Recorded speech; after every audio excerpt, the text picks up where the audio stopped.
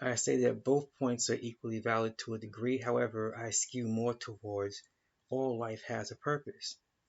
So it's a matter of folks finding what their purpose is and living their purpose. The thing is, most of our kith and kindred across the planet nowadays are in what some call survival mode.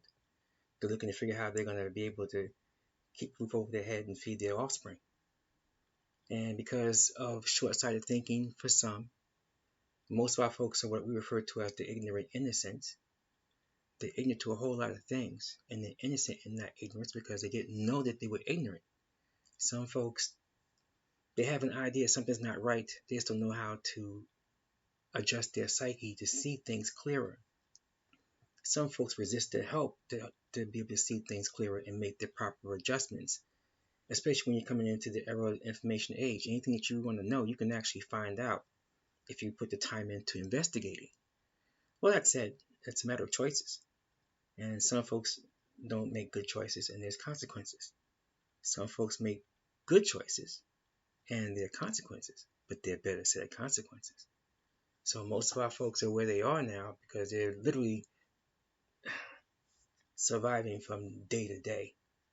And they don't see much prospect for there to be anything better for them. Sad but real.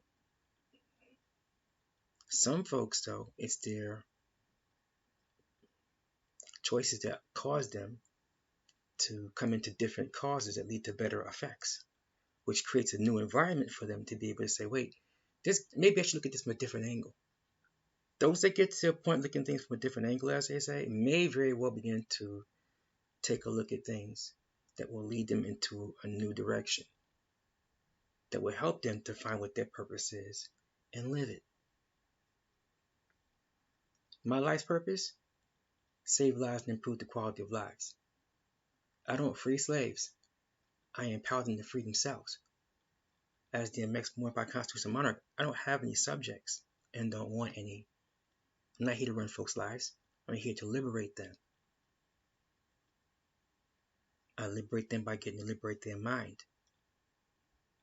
To get them to see your purpose in life is not to be economic slaves of the colonizers and hostiles and then melanated puppets. You have a viable option to engage in discourse and international discourse that is away from their system that they require you to participate in so they can feed off of you. You breathe hard, we tax you. Everything you do, we tax you. Their modus operandi. They have codes and regulations.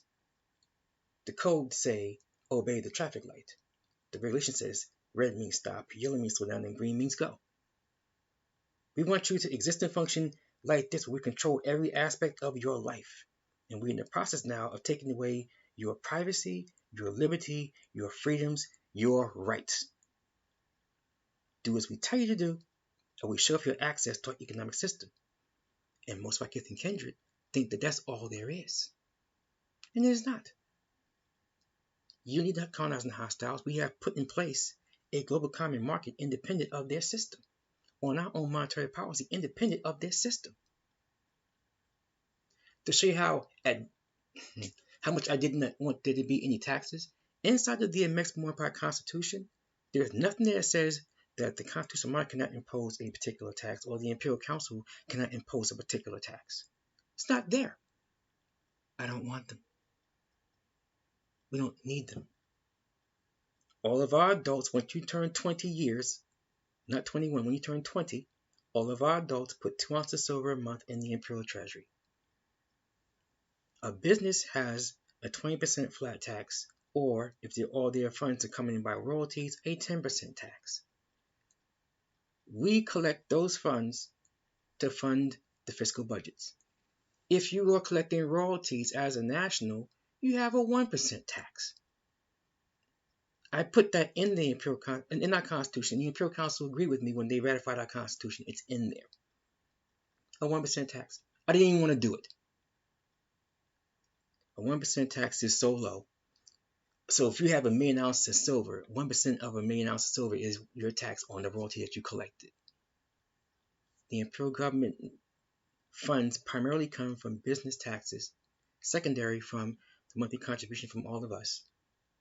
There may be levies, duties, imperial trade tax, excise tax, or tariff.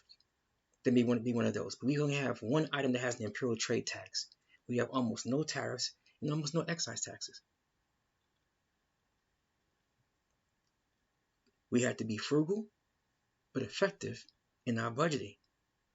So our folks are not looking to figure out how they're going to survive from one moment to the next, so that they can spend more of their time focused on what their purpose is. In the foreign venue, they have folks doing trade, quote unquote, job for 30 Earth years. They're paying on a quote unquote mortgage, allegedly, for 30 Earth years. That they still don't own the property thereafter. Folks are working to figure out how they're going to survive in the era of wars and rumors of wars that's driving up the cost of everything. I cannot focus on what is my purpose here on this planet. What are my talents, my gifts, my skills, that I can make a better mark and leave a legacy behind. One that will inspire. One that will support my offspring at the same time. That they can build upon and pass down to my posterity through them. This is what folks should be able to do. I created the ability for our folks to have that insight of the Constitutional-Monarchy that we have for the Amexem-Moor-Empire. This is what I present before the Imperial Council. The Imperial Council said, it makes sense to me. And they voted for it. They ratified it. There was no dissent. All the Imperial Council members voted in the affirmative to ratify that Constitution that we now have. I didn't ask to be the Constitutional Monarch. Didn't want the job.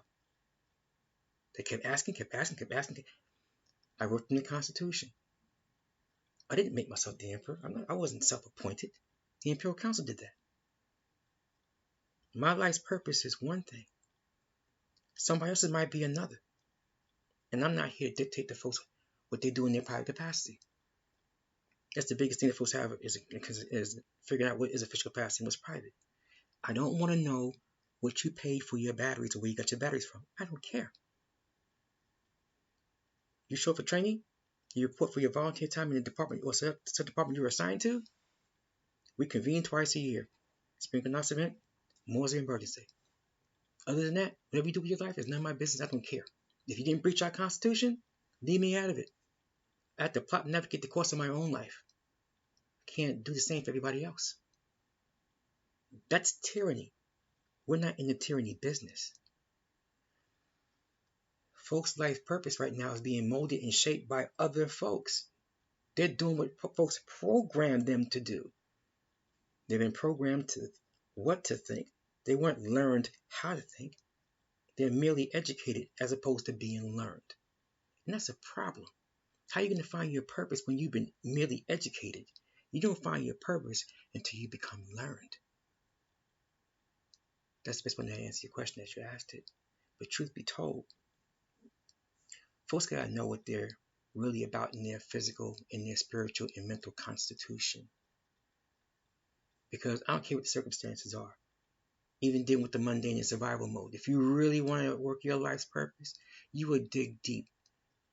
The same way you got 24 standard Earth hours, the colonizers and hostiles have 24 standard Earth hours. What they do with theirs and what you do with yours is two separate and distinct things.